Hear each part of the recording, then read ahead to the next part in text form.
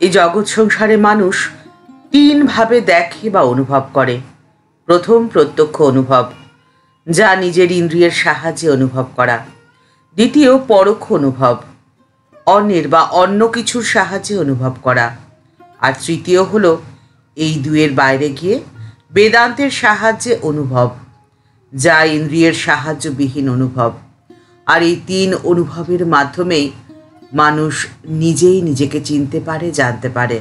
ঠাকুর শ্রীরামকৃষ্ণ পরমহংসদেব তার কথামৃতে এই জ্ঞানকে খুব সুন্দরভাবে বর্ণনা করেছেন। ঠাকুর বলছেন, বিচার করতে করতে আমি টামি কিছুই আর থাকে না। ঠিক যেমন পেঁয়াজের প্রথমে লাল খোসা তুমি ছাড়ালে, তারপরে সাদা পুরু খোসা, এরকম বারবার ছাড়াতে ছাড়াতে ভেতরে যে আর কিচ্ছুটি খুঁজে পাওয়া যায় না, সব ফাঁকা।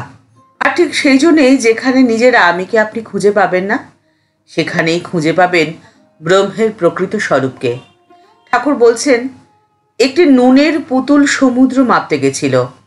সমুদ্রে যেই নেমেছে অমনি গলে মিশে গেল। তখন খবর কে আর দেবে? পূর্ণ জ্ঞানের লক্ষণ হলো, পূর্ণ জ্ঞান হলেই মানুষ তখন চুপ হয়ে যায়। তখন আমিরূপ নুনের পুতুল সচ্চিদানন্দরূপ সাগরের জলে মিলেমিশে একাকার হয়ে যায়।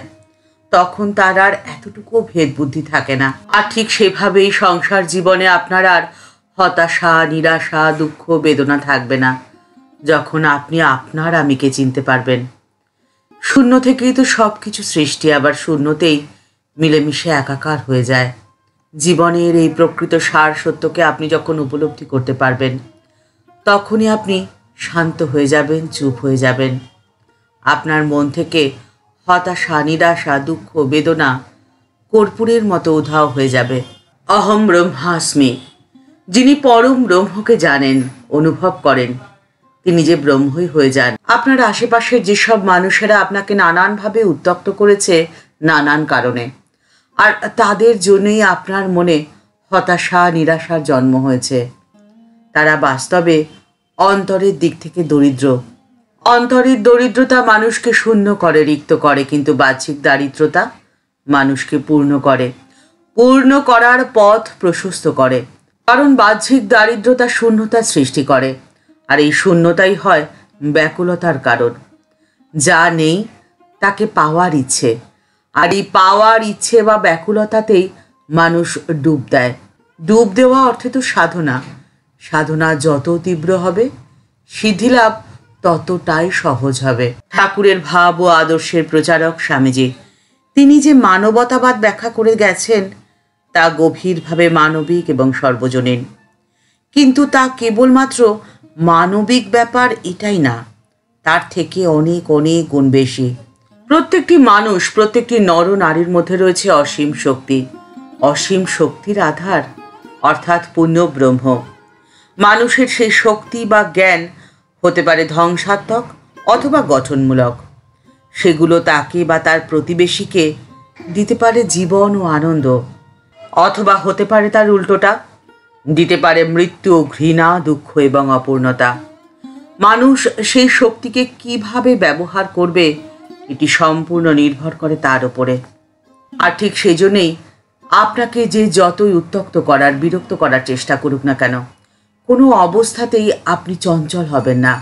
আপনার অন্তরের শক্তির অপব্যবহার আপনি কোনোভাবেই হতে দেবেন না। আপনার অন্তরের সমস্ত শক্তিকে একত্রিত করুন এবং সেই শক্তিকে আপনি প্রয়োগ করুন গঠনমূলক কাজে।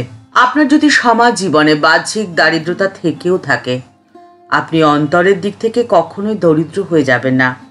আর্থিক দারিদ্রতা সবসময় অন্তরের দারিদ্রতাকে বোঝায় না।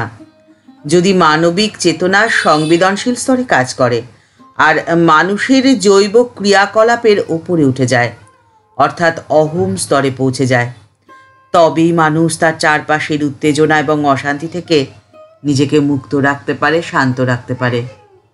তখন ধীরে ধীরে আপনার অন্তরের দেবত্ব প্রকাশিত হয়।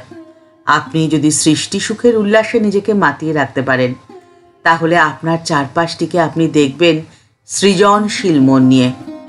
তখন সেই মন আপনার বড় শান্ত থাকবে। আপনার মনের মধ্যে কোনো অশান্তি, কোনো নিরাশা, কোনো হতাশা কাজই করবে না। তখন আপনার কাছে প্রতিটি দিন হবে নতুন। সমস্ত পুরনোকে ছেড়ে ফেলে দিয়ে প্রতিদিন নতুনভাবে বাঁচবেন আপনি। নতুন আনন্দে পরিপূর্ণ হয়ে উঠবে আপনার হৃদয়। নব আনন্দে জাগো আজি। নতুনভাবে জেগে উঠবেন, জীবনকে করবেন সম্পূর্ণভাবে উপভোগ।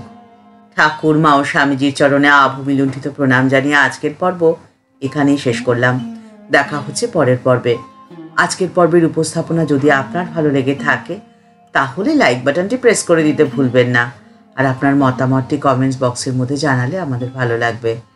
আপনি যদি এই চ্যানেলে নতুন হয়ে থাকেন তাহলে চ্যানেলটি সাবস্ক্রাইব করে বেল বাটনটা ক্লিক করে দিয়ে অল বাটনটিতে ক্লিক করে দিতে পারেন।